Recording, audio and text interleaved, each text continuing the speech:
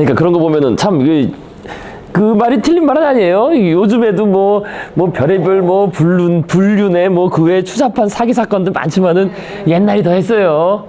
그 보면 밝혀지지 않았죠. 예, 옛날과 밝혀지지 않고 이렇게 묻히는 게 많으니까 지금은 좋아 대학하고. 예, 윤리적으로 사람들이 더 윤리적이 됐다는 말이 맞긴 맞아요. 어쨌든 사회적으로는. 그렇죠. 예. 윤리적인데, 그렇죠. 예전보다는 예전 불과 몇백 년 전만 해도 그거 자기들 마음대로였죠 사실은 예.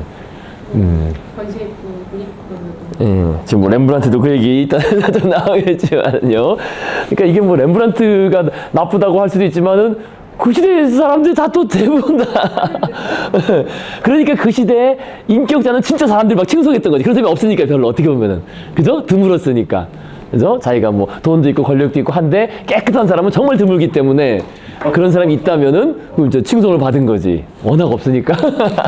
굉장히 깨끗한 사람이 본인 이런 걸 추구했었어요. 네. 유명한 사람들 다. 네. 그렇죠. 그럼요. 유명하다는 것 자체가 이미 돈과 권력 무엇을 가지고 있는 거니까 그걸 가지고 이제 온갖 할 수 있는 거 다 한 거지, 제가. 추잡한 등등. 자. 박하고 예. 농구를. 그래서 나중에 헛되도다.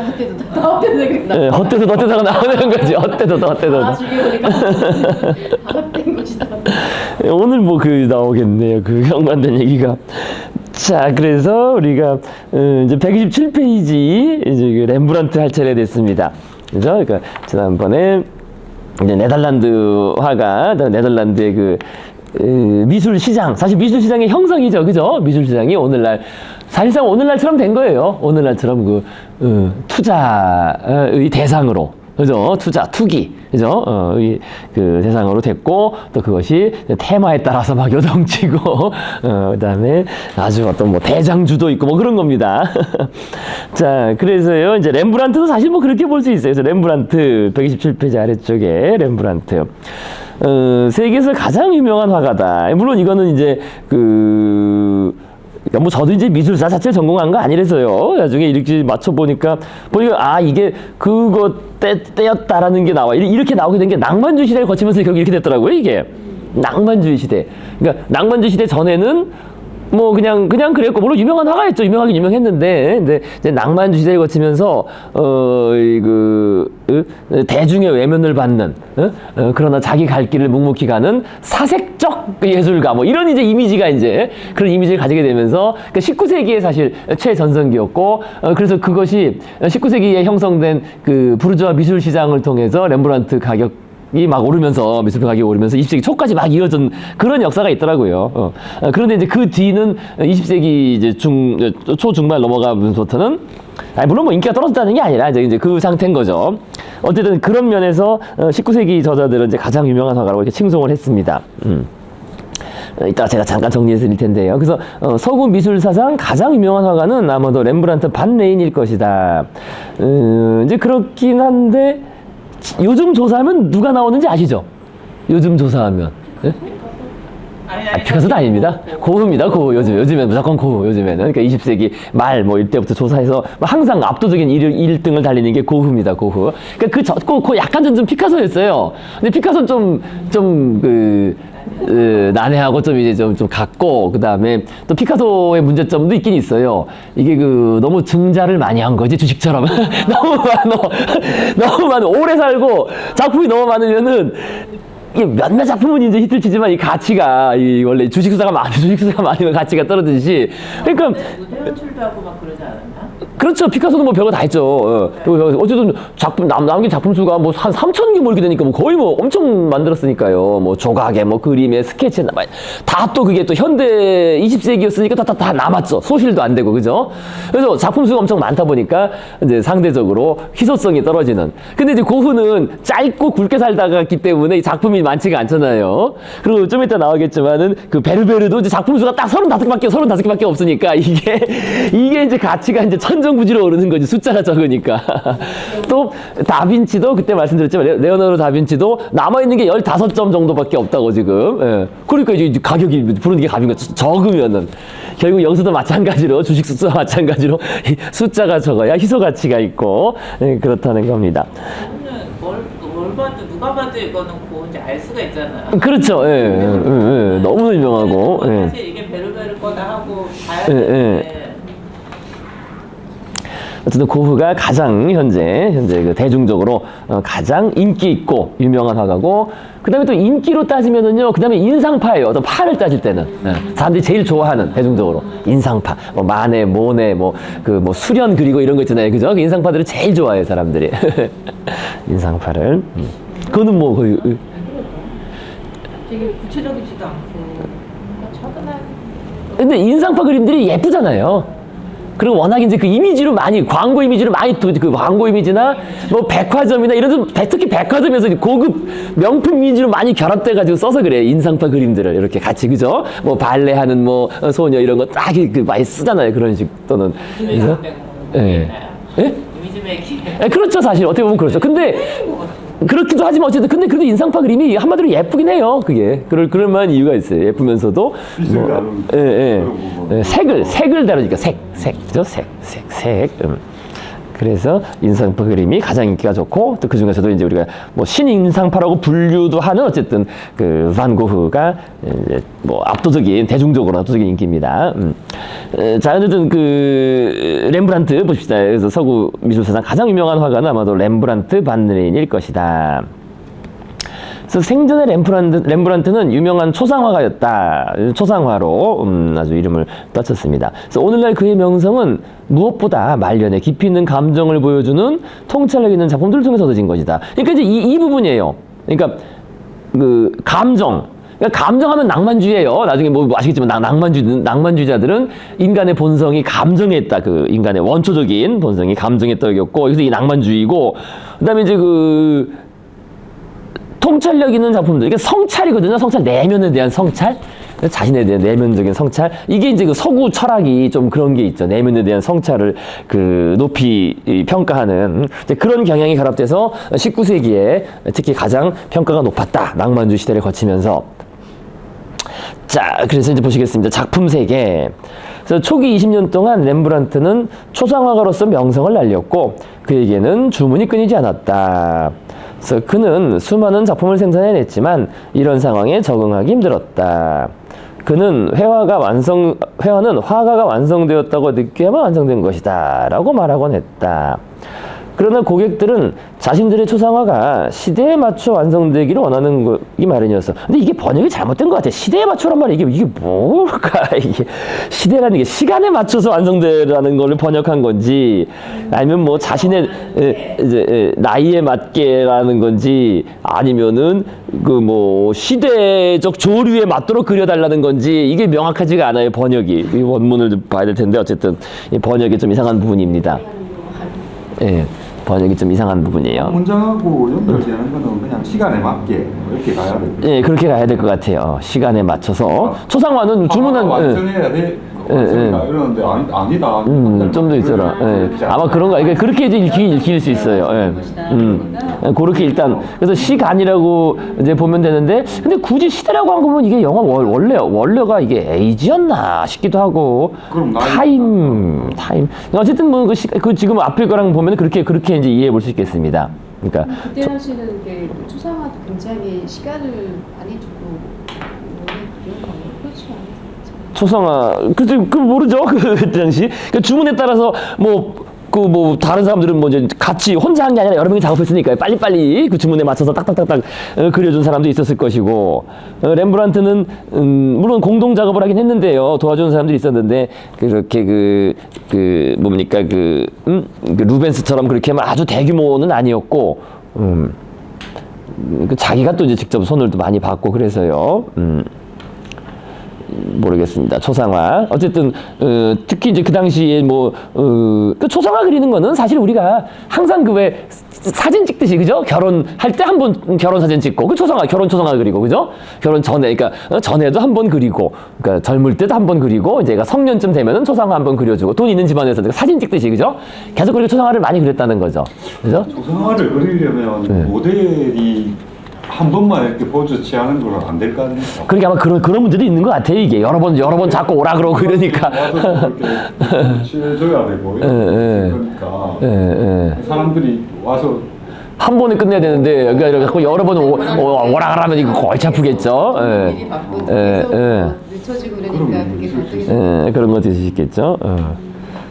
그래서 어쨌든 이때는 이 당시에 부유한 계층들은 뭐 항상 초상화를 자기 어떤 그런 살아가면서 중요한 일이 있을 때마다 그 전으로 초상화를 그리고 이렇게 했습니다. 그래서 근데 그걸 이제 걸어놨죠.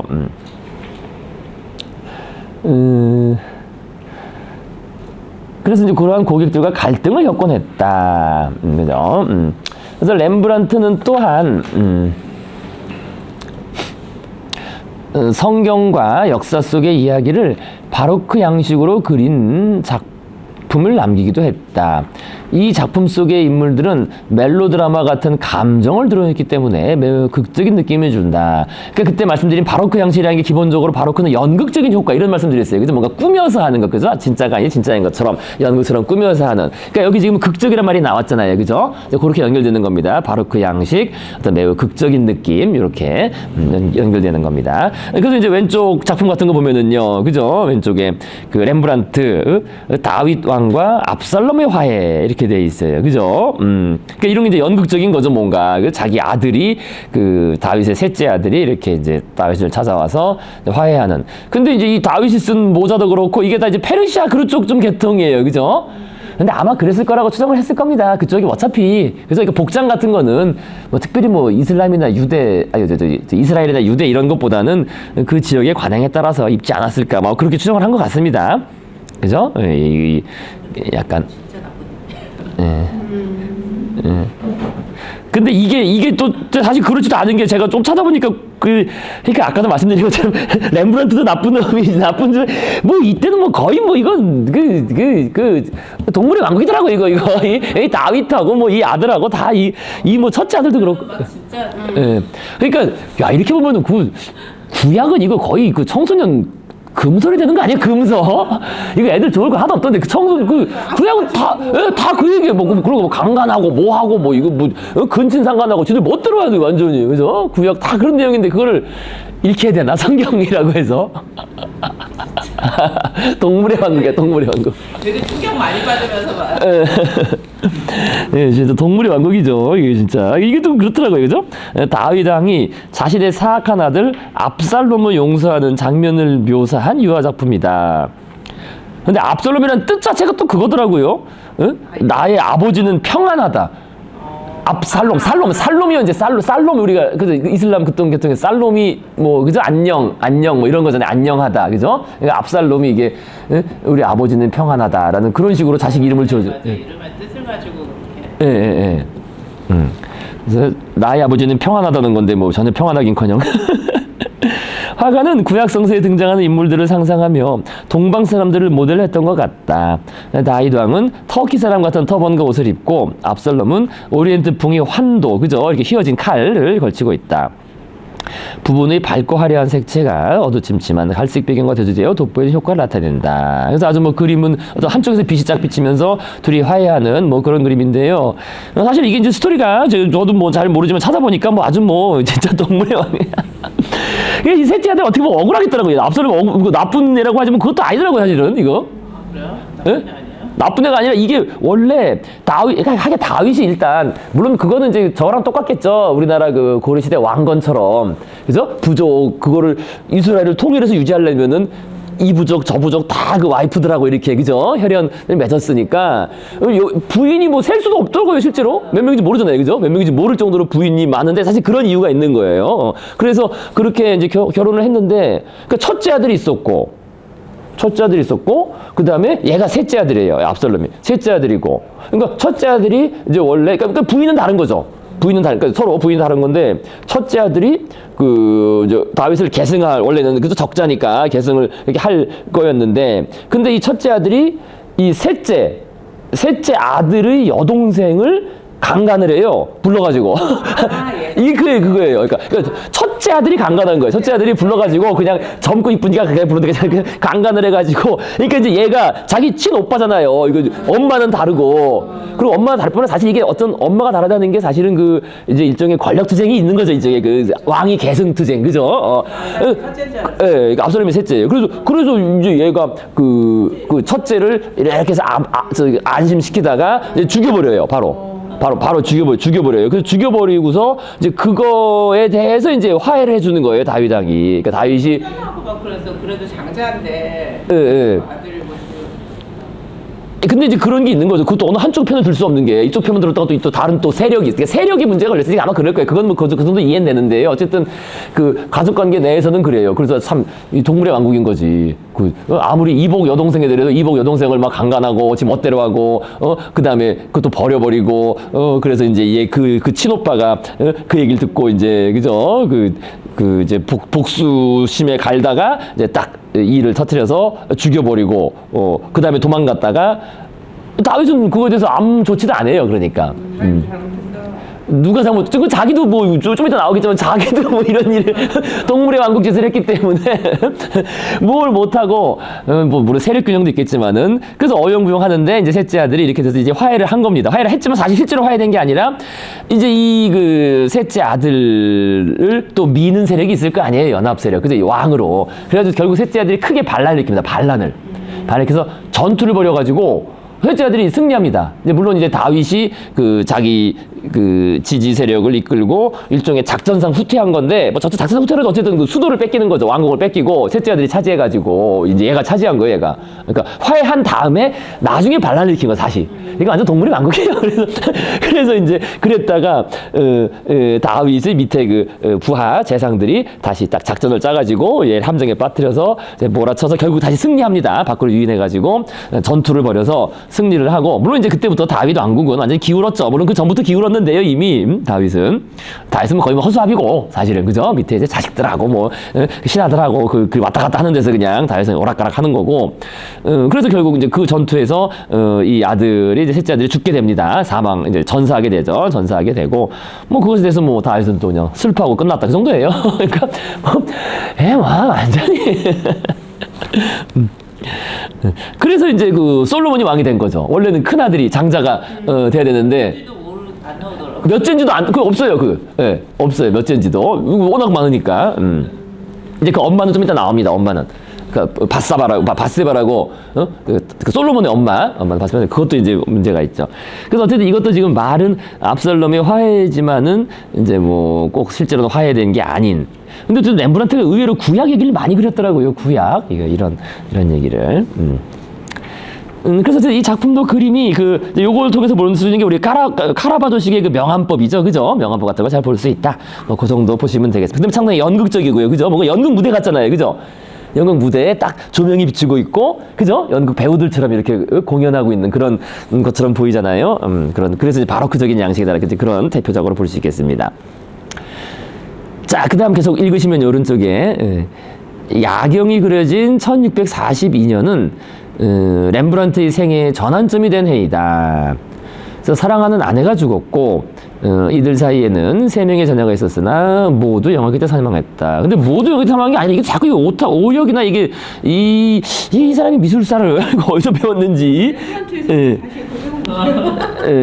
이게 이 아들이 막내 아들이 하나 남았어요. 그러니까 물론 일찍 죽은 영화기 때 죽은 애 있는데 막내 아들이 하나 남았는데 막내 아들이. 근데 이제 그 아들도 렘브란트가 죽기 1년 전에 죽습니다.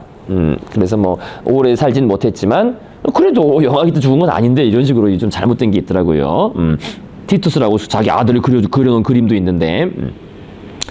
그래서 렘브란트는 점차 바로크 양식의 손쉬운 초상화 작업을 버리고 보다 깊이 있고 조용한 스타일로 옮겨가기 시작했다.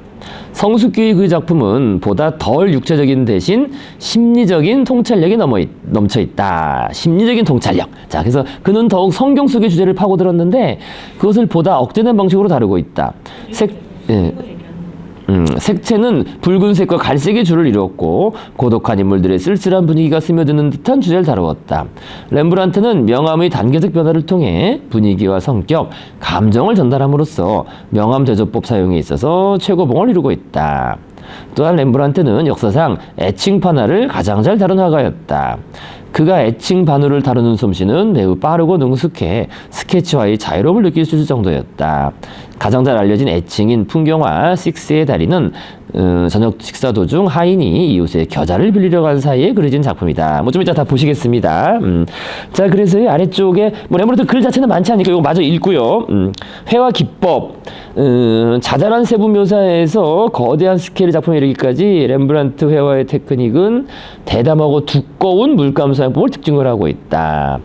처음으로 그의 생애를 책으로 쓴 전기 작가는 지난 몇 년 동안 렘브란트는 작품을 매우 빨리 제작하는 경향이 있는데 가까이서 보면 벽돌공이 삽으로 범벅을 해놓은 것 같아 보인다고 쓰고 있다. 그러니까 그의 기법은 거의 물감으로 부조를 뜨는 것 같아서 붓으로 물감을 두껍게 칠한 후 밝은 부분은 팔레트 나이프를 사용하여 손가락 절반 굵기 두꺼운 물감을 임파스토 기법, 뭐 반죽을 그냥 바른다는 거예요. 임파스토라는 게 이게 그 이태리어인데요. 임파스토. 그러니까 파스토, 페스츄리 있잖아요. 페스츄리. 그죠? 반죽. 그죠? 페스츄리. 페스츄리. 그러니까 임파스토. 그죠? 파스토가 페스츄리. 뭐 그거랑 어원이 같다고 보시면 됩니다. 반죽. 그죠? 그러니까 반죽 상태, 임파스토. 반죽을 그냥 바르는 그런 기법으로 발라나가는 것이다. 이와 같은 방식으로 작품을 제작하면 표면이 울퉁불퉁하여 빛을 분산시켜 반짝거리는데 대신에 어두운 부분을 얇게 유약을 칠해 빛을 흡수하도록 하고 있다. 그러니까 이 임파스토 기법을 가장 많이 쓴 게 반 고흐예요. 반 고흐 막 이렇게 뭐 두껍게 막 그죠? 진짜 그림 보면 표면이 막 울룩불룩해요. 그죠? 부조처럼 그죠? 이렇게 두껍다고 그죠? 그래서 반 고흐가 그 자기 동생한테 한 소리 듣죠. 물감 가격을 너무 많이 쓰니까 물감 가격을 돈을 막 보내줘도 물감을 막 떡칠하니까 떡칠하니까 너무 많이 쓰니까 물감을. 렘브란트가 자신의 작품에 대해 말한 것은 단 한 번뿐이었다. 나는 그림을 마음속 깊숙이 자리한 가장 크고 깊은 감정을 그린다고 편지에 쓴 것이다. 라고 그랬는데 뭐 이렇게 아주 조용한 사색가처럼 이렇게 얘기는 나요 했지만 실제 삶은 아까 말씀드린 것처럼 뭐 아주 뭐 남봉에 뭐 그냥 뭐 이 뭐라 그래야 되나 이게 아주 시간 맞춘 것도 그냥 꼴하지 않냐 이렇게 빨리 그릴 수 있다. 그럴지도 모르죠. 자, 그래서 다시 이제 앞으로 오시면은요, 그러니까 렘브란트 회화의 변천 과정하고 이제 아까 읽었던 부분을 다시 간단히 몇 개 찝어보시면서 렘브란트 중요한 사람이니까요. 사실 그래요. 저희가 뒤쪽 현대 쪽 가면은 오히려 이 양은 이 책 양은 좀 있지만은 뭐 좀 빨리 갈 수 있고요. 앞쪽 그래도 이제 옛날 아주 유명한 고전적인 또 사람들이니까요. 이건 조금 더 상세히 보시겠습니다. 여기 많이 실려 있지 않아서요, 도판이. 렘브란트 회화의 변천 과정. 그래서 딱 이제 하나로 갈립니다. 그죠? 초기와 후기. 그래서 초기와 후기를 나누는 작품이 오른쪽에 있는 야경으로 이제 평가가 됩니다. 그죠? 그러니까 이 야경까지가 초기고, 요 이후가 후기다. 이렇게 이제 평가가 됩니다. 오른쪽에 있는 야경. 야경 이야기 좀 이따 다시 하도록 하시겠고요. 그래서 초기 그림은 극적인 명암의 대조법을 사용했다. 그러니까 왼쪽에 있는 그죠? 압살롬 나왔던 그 그림처럼 명암의 대조법. 그다음에 이제 반면 후기로 가면은 금빛과 갈색 톤 미묘한 명암법. 그죠? 명암이 좀 미묘해집니다. 그다음에 초기의 스타일은 극적이고 박력 있는 묘사. 반면 후기에는 정적이고 사색적인 분위기. 그다음에 주제는 이제 초기에는 수많은 인물들이 많이 등장하는. 그다음 후기에 가면은 한 가지 주제로 단순화했고요. 사람도 한 명 이렇게 등장합니다. 인물형은 왼쪽에는 초기 때는 육적인 행동 위주로 그죠? 아주 뭐 밝고 극적인. 반면에 후기는 극적이라기보다는 심리적인 그죠? 내면 성찰적인 그런 작품입니다. 후기에는.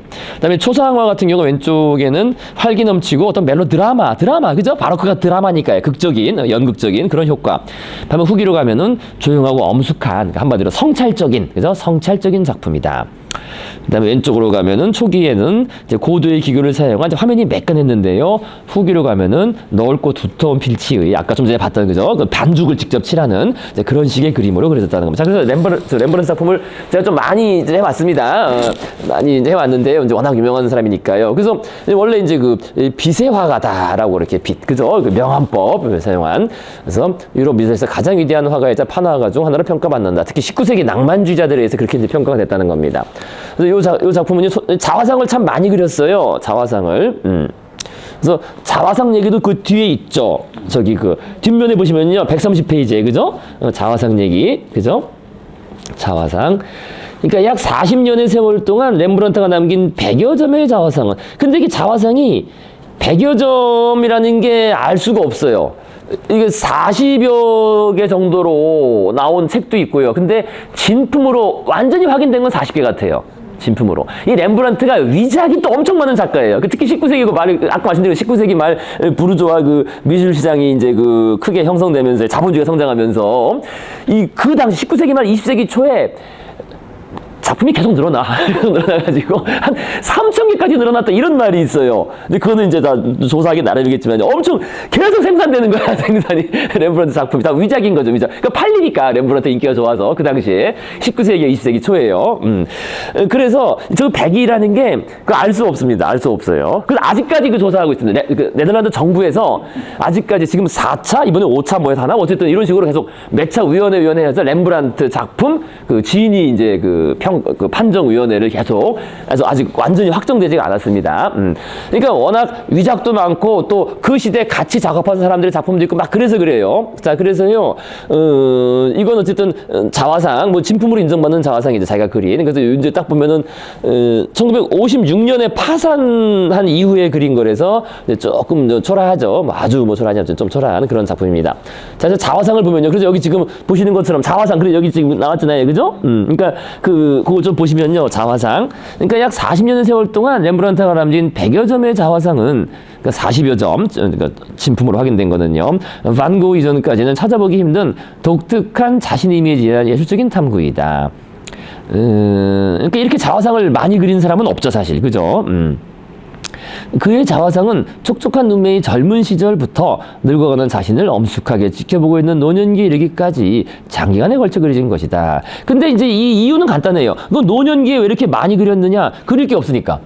주문이 없으니까. 주문이 없으니까. 그죠? 주문이 없으니까 그릴 게 없죠. 그냥 이거라도 그리는 거죠. 그죠? 자기 거울 놓고 자기를 그리는 겁니다. 그래서 중간에는 모피와 금으로 감싼 부유하고 성공한 장년의 초상화가 있고 후기의 초상화는 명암의 대조가 보다 덜 직접적인 대신 내면의 세계를 표현에 집중하고 있다.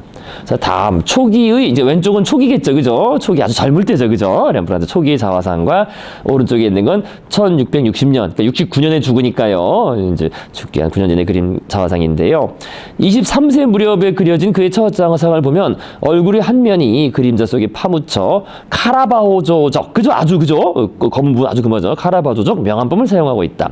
이 자화상에서는 성격 묘사보다는 철제 칼라 위의 리벳에서 보듯 옷 장식 세부 묘사에 보다 집중하고 있다. 그죠? 그죠? 그 카라가 아주 뭐, 그죠? 빛이 거기에 딱 중심에 꽂히면서 아주 세부적으로 묘사하고 있습니다.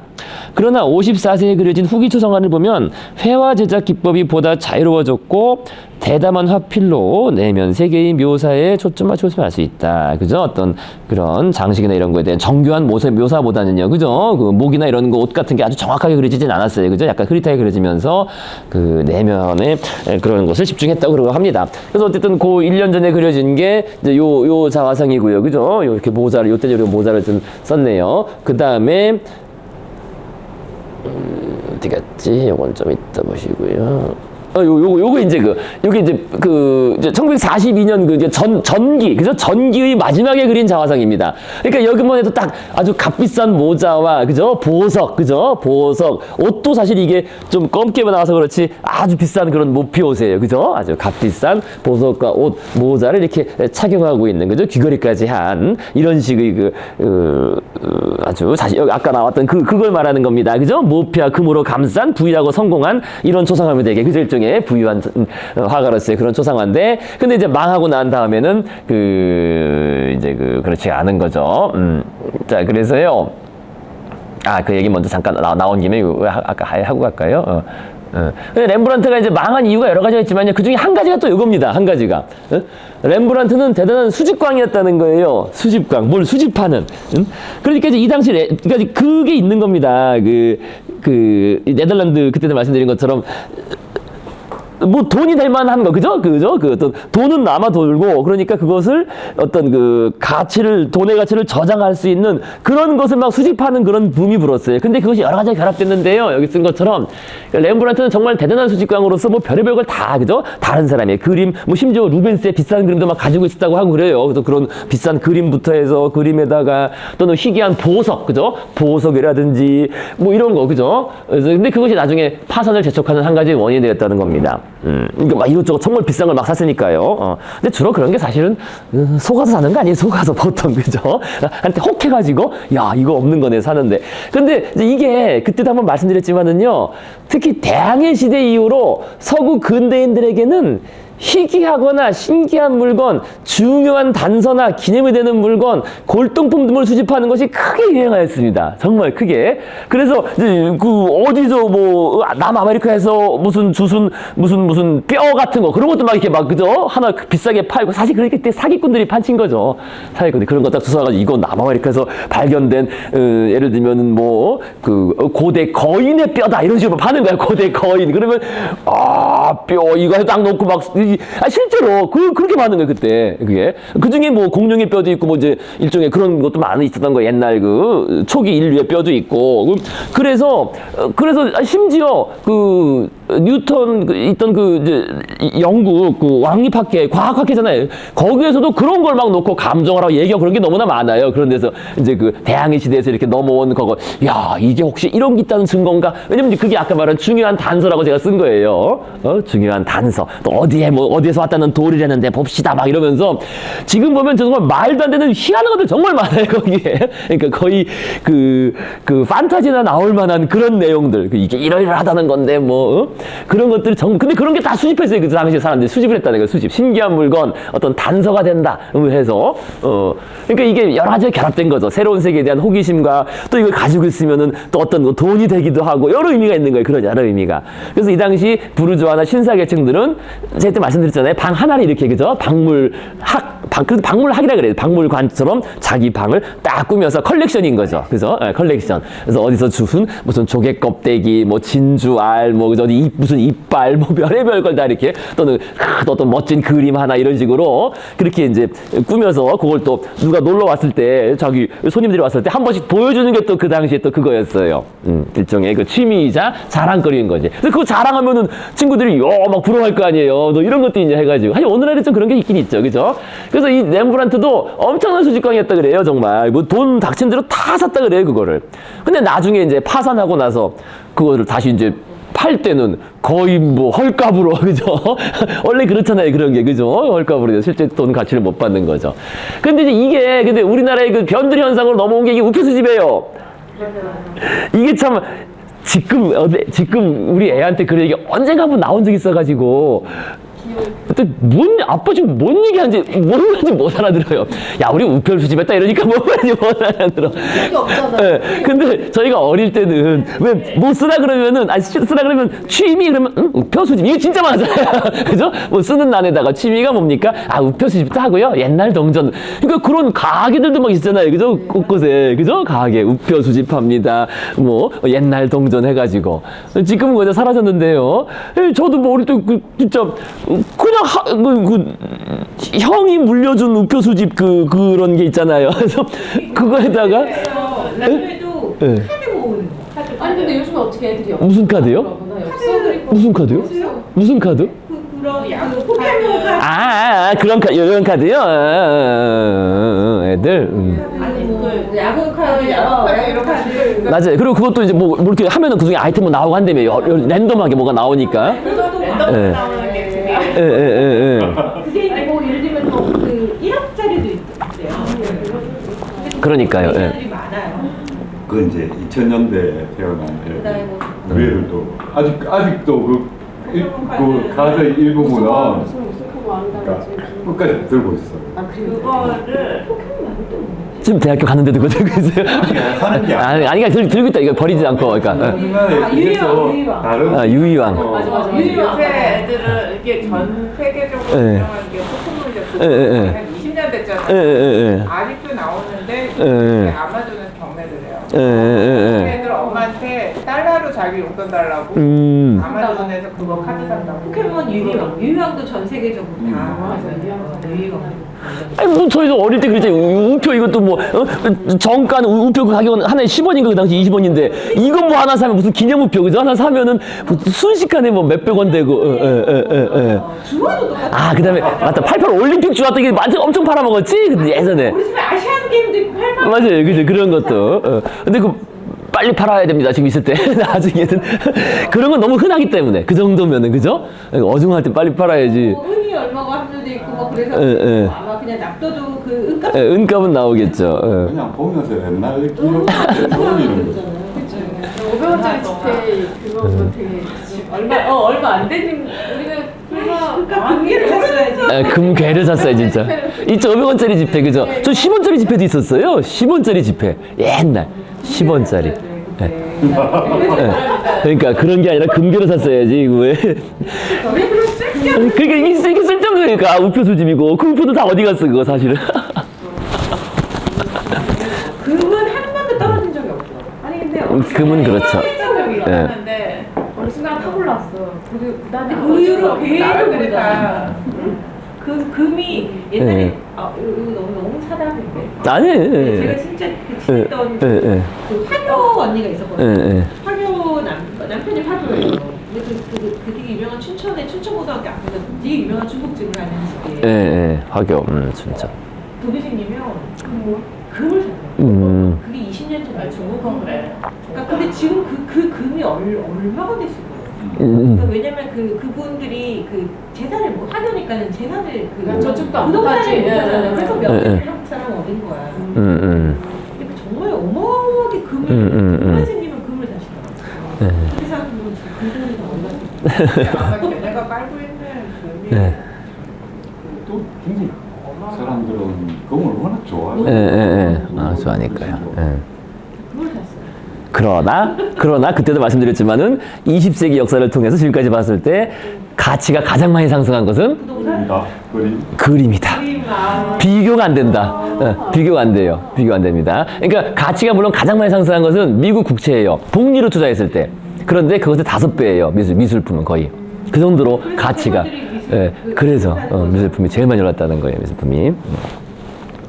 근데 그건 시가 객관화되지 않아요. 그러니까 어떻게 보면 그렇죠. 그러니까 이게 굉장히 많다. 근데 문제는 20세기 초니까 이게 가능한 거예요, 한편으로. 이제 그때는 더 새로운 작품이 나올 수가 없잖아요, 그때는. 딱 고정된 그 작품이니까, 아까 말한 대로, 그죠? 더 이상 발행이 되지 않는 딱 고정된, 희소 가치가 있기 때문에 계속 오르는 거죠. 근데 20세기 후반에 나온 작품들은 뭐, 이제 뭐, 작가들이 막 그리고 하니까, 그죠? 자, 그래서요, 자, 그 렘브란트 그림. 그래서 어쨌든. 처음에서는 그렇다는 거죠. 예. 다른 작품 새로운 게 안 나오니까. 이 낭만질 그때의 그 작품에 한정해서 걔네가 이제 가장 많이 가치가 상승했다. 그러니까 19세기 말 20세기 초를 기준으로 20세기 초에 있던 작품이니까요. 보통 인상파나 뭐 20세기 초에 뭐 초현실주의 이런 작품들이죠. 그러니까 그때 뭐라도 사놨으면은 제일 많이 올랐다는 거죠. 무조건 그때 뭐라도 샀으면은. 근데 그때는 사실 뭐라도 사기 쉬웠거든요, 한편으로는. 그 당시로 따지면 그런 작가들이 의외로 소외받았거든요, 보통. 나중에 이제 많이 발견된 거지, 예술사에서. 그러니까 사기 의외로 쉬웠는데. 사실 그렇죠. 고흐 작품도 처음에 사기 쉬웠지. 엄청 뭐 팔리지도 않았고 맨날. 나중에 죽은 다음에는 이제 엄청 오른 거죠. 자, 그래서요. 그러니까 참 어쨌든 이게 또 흑역사예요. 왜 그때는 다들 그냥 뭐 취미 그러면 다 취미가 뭐세요? 그러면 그걸 딱 수집하고. 그래서 또 이런 수집 관련된 것도 이제 이런 우리나라에 수집된 그런 거죠. 렘브란트는 그래서 엄청나게 수집을 했다는 겁니다. 근데 렘브란트만 그런 게 아니라 이제 그 당시 사람들이 이게 또 돈이 된다는 생각이 있으니까 또 하겠죠. 그죠? 나중에. 이 중에 하나는 엄청난 그 가치를 벌어다 줄 거라고 생각을 했으니까요. 자, 그래서 다시 이제 아까로 돌아가셔가지고요. 이제 좀 또 재밌는 이야기를 해보시겠습니다. 그래서 이 그림은 다 아시죠? 많이 본 기억 없으세요? 이거 본 기억 없으세요? 이거? 이게 유명한 그림입니다. 그죠? 이게 지금 틸프 교수 해부학 강의. 이거 정말 유명한 그림이에요. 이렇게 죽은 시체가 있고. 네? 렘브란트는 아니고요. 렘브란트 닮았어요. 좀 닮아 보이기도 하죠. 근데 어쨌든 이 작품이 렘브란트에게 초상화가로 쓰인 명성을 가져다 준 작품이다. 그래서 이걸 딱 그려가지고요. 이렇게 뭐 좀 극적이잖아요. 그죠? 극적이죠. 연극 어떤 무대에서 딱 조명이 비추고, 그죠? 이렇게 어떤 극이 진행된 듯한 다 이렇게 놀라서 뭐 호기심과 뭐 놀람과, 그죠? 어떤 이런 궁금함과 이 교수가 해부학하면 근육을 해부하면서, 그죠? 이렇게 팔 근육을 들쳐 보이는. 그래서 이것도 일종의 그냥 그린 게 아니라 집단 초상화예요. 그러니까 그때 말씀드렸잖아요. 네덜란드에서는 이 집단 초상화가 유행했다. 그죠? 그러니까 한 명을 놓고 초상화 그리는 게 아니라 여러 명을 이렇게 놓고 같이 그리는, 그죠? 이거라든지 아니면은 야경에서 보이는 이런 식으로 이 사람들이 다 똑같이 돈 내가지고 그린 그림 아니에요? 이게 야경, 이것도 그 앞에 있는 야경, 그죠?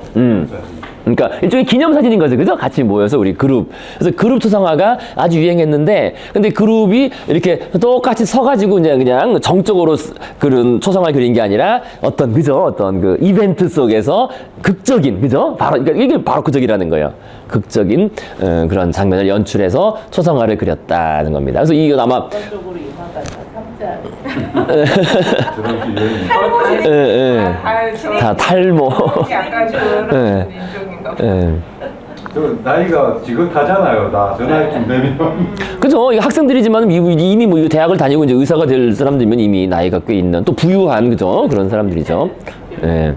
그래서 아마 이 학생 집단이 이제 같이 의뢰해가지고 이제 그린 그림인데, 어쨌든 요걸 통해서 이제 그 초상화가로서 명성을 가져다 주면서 한 10년 동안, 1632년부터 한 10년 동안 렘브란트가 아주 주문이 밀려가지고 초상화를 엄청 많이 그렸던 겁니다.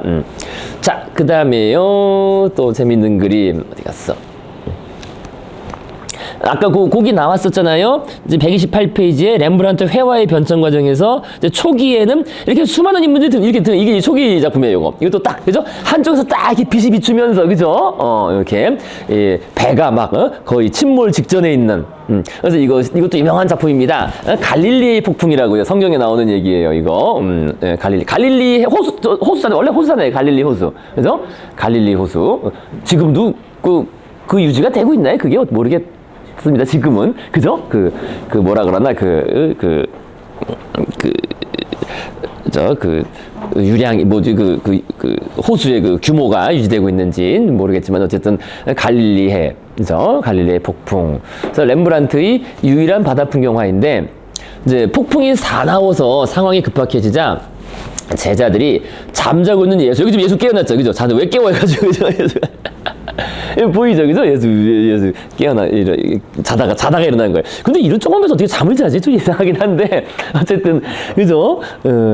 이게 실제로 지금 발굴된 바에 의하면은, 한 15명? 20명? 이렇게 타는 뭐 그런 배가 있었다고 합니다. 요 갈릴리에서 낚시를 하는, 어업을 하는 거죠. 그 당시에는.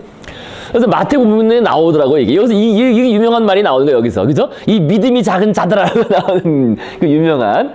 그래서 이렇게 제자들이 이렇게 배를 타고 예수님하고 타고 가고 있는데 갑자기 큰 놀이 일어서, 놀이라는 게 이게 이제 지금 해석하기에 어떤 지진 같은 거, 해일 같은 게 일어나가지고 갑자기 이제 막 배가 뒤집힐 위기에 처하니까, 근데 예수는 자고 있고 예수께서는 주무시는지라 제자들이 나아가와서 깨우며 주여 구원하소서 우리가 죽겠나이다. 그죠? 했더니 예수께서 이르시되 어찌하여 무서워하느냐 이 믿음이 작은 이 자들아. 여기서 이 말이 나오는 겁니다.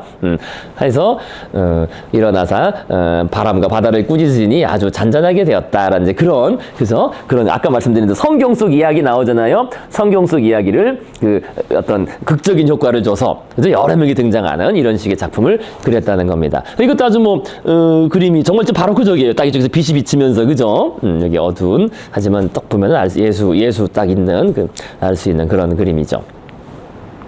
자, 이게 갈릴리의 폭풍이고, 자, 그 다음도. 제가 성경을 읽으면서 상상했던 그것보다 훨씬 극적인 거.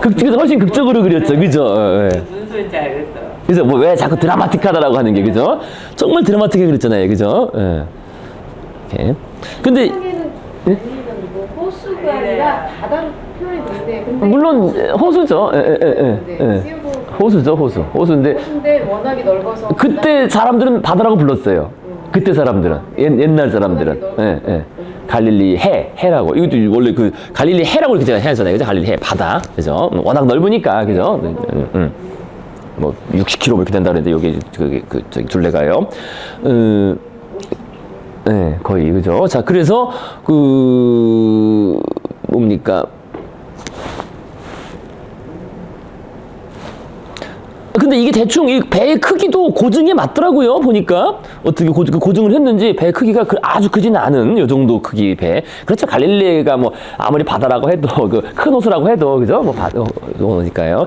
자, 그래서 아까 말씀하신 것처럼 고기 잡던데도 갈릴리 이거를 다른 말로 해서 베드로의 배라는 그렇게 하기도 해요. 베드로의 배. 베드로의 배, 이거 배 자체가. 배 주인이 베드로인데, 베드로가 고기잡이 하는 거죠. 그래서 같이 탔는데 이제 이렇게 난리가 나가지고, 이 믿음이 작은 자들아. 해가지고, 예수가 혼내는 거죠. 그죠? 자, 그 다음에 또 이제 지금 나왔던 또 이런 그림이에요. 그죠? 아까 나왔던 것처럼 성경 속 이야기를 아주 멜로드라마 같이 극적으로 그렸다. 요것도 그 유명한 삼손과 데릴라 이야기 아니에요. 삼손과 데릴라. 이것도 사실 이것도 말종이긴 말종인데, 그래서 이 삼손도 이것도 뭐 이 여자 저 여자 다 건드리고 다니고 뭐 데릴라도 마찬가지고 뭐 이거 뭐 완전히 동물의 왕국인데 무슨 거기에 무슨 사랑이 있는지 모르겠는데 어쨌든 그죠? 어쨌든 그런 이야기입니다. 그래서 삼손이 뭐 동네 깡패예요 사실은. 그 지역을 장악한 동네 깡패로서 막 애들 패고 다니고 사실 그더라고 보니까 그죠? 그래서 막 주변 사람들이 감당을 못했는데 저는 혼내줘야 되는데 해가지고 이제 이 여자한테 돈 줘가지고 데릴라한테 접근하게 한 거죠. 해가지고 이제 꼬셔가지고 얘 멍청하니까 그죠? 멍청하니까 몇 번 해도 속인 다음에 너 힘이 어디서 나오느냐? 왜 그 얘기 하잖아요, 그죠? 너의 힘이 어디서 나오느냐? 그 머리카락이다. 지금 이 데릴라가 이 가위 있잖아요, 가위 그죠? 야 가위도 커, 그죠? 저 가위로 지금 삼손하고 딱 이렇게 동침을 하면서 이제 머리를 잘라가지고 그죠? 삼손이 머리카락을 잃고 힘이 보통 사람이 됐으니까 이제 저쪽 병사들이 와가지고 죽이지 않고 계속 놀리려고 그죠? 눈을 찌르는 거잖아, 눈을 그죠? 눈을 찔러서 눈을 멀게 하는 그죠? 눈이 멀게 되는 이제 그런 장면입니다. 그래서 맞아 이것도 극적이에요, 그죠? 극적으로 삼손의 어떤 거처에서 데릴라가 딱 머리를 잘라서 갖고 이제 군인들이 삼손을 이렇게 하는. 자, 그래서 아주 바로크적인 그런 요소가 잘 드러난 그런 그림이겠습니다. 그래서 여러 명이 나온 이런, 그죠? 극적인. 그래서, 근데 이것도 참 재밌긴 재밌어요. 이거, 그죠? 오페라도 많이 있고요. 그죠? 삼손과 데릴라. 데릴라가 들라일라? 조용남의 노래, 들라일라가 데릴라의 같은, 조용남의 그런 노래가 있죠, 옛날에. 그죠? 들라일라, 그죠? 들라일라, 데릴라.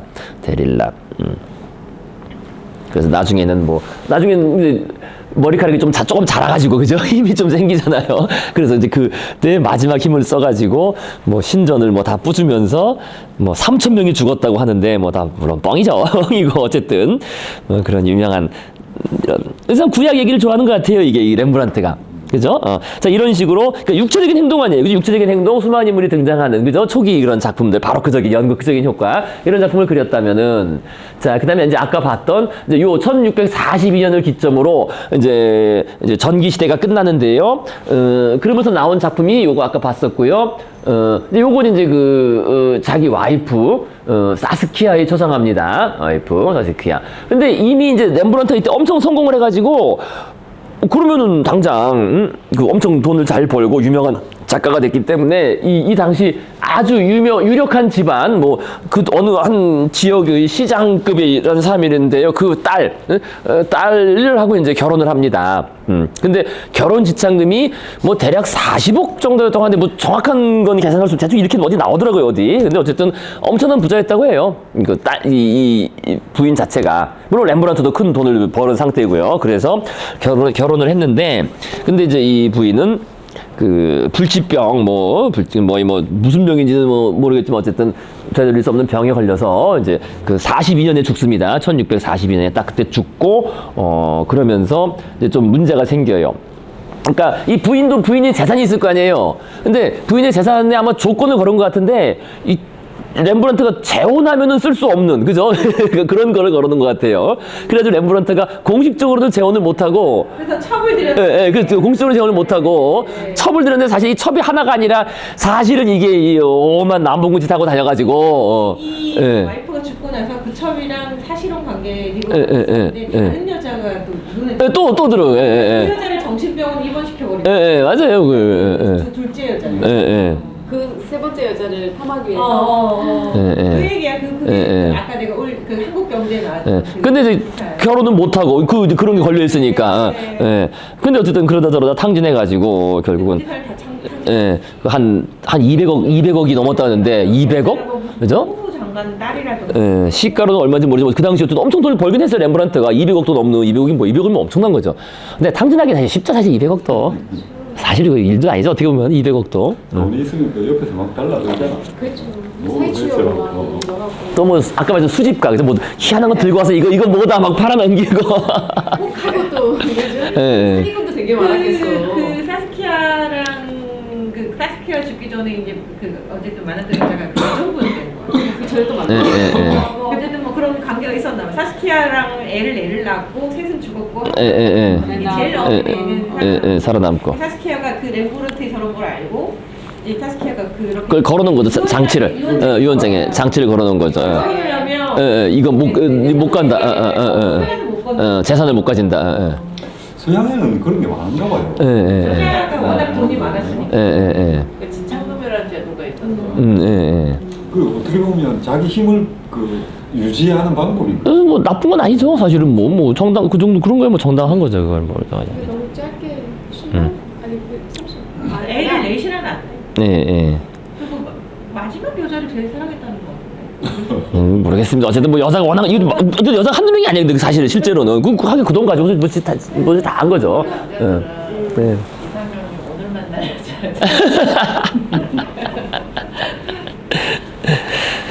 맞아. 네. 자, 그래서요. 어쨌든 근데 그 부인의 그 얼굴이 그래도 여기 나와요. 바로 딱 보면 아시겠죠? 야경에 그 있는 그죠? 수호천사. 그죠? 그 가운데는 딱 여성은 이거 밝은 여자. 예, 이거 딱 얼굴 똑같잖아요, 얼굴이. 그죠? 예. 똑같잖아요. 그죠? 똑같죠? 그죠? 이 앞에는 그죠? 부인 초상화랑 그죠? 그죠? 부인 초상화. 그래서 여기 지금 그 초상화들은 등장인물들을 기록을 합니까?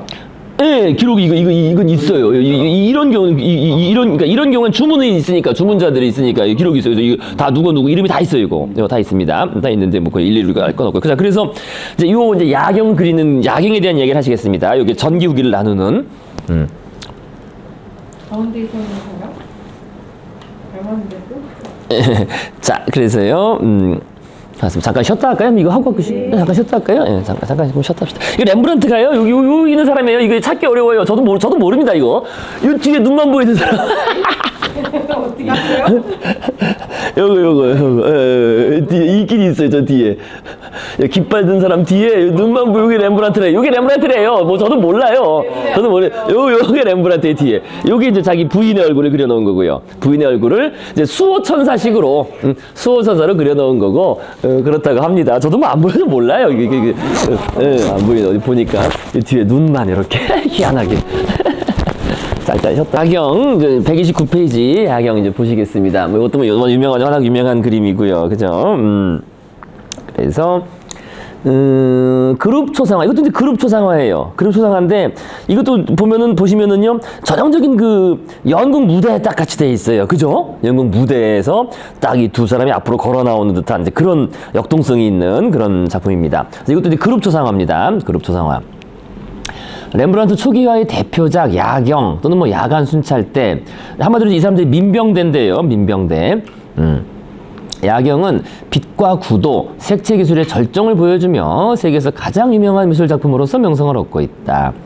이 작품은 그 위에 덮여있는 어두운 유약 때문에 밤의 장면으로 잘못 알려져 제목도 야경이 되었다. 그러나 현대에 와서 유약 제거 작업 이후 중앙에 있는 실제보다 약간 큰 덩치 대장이 부도인들에게 행진 명령을 내리는 순간을 담은 대낮의 장면이 밝혀졌다.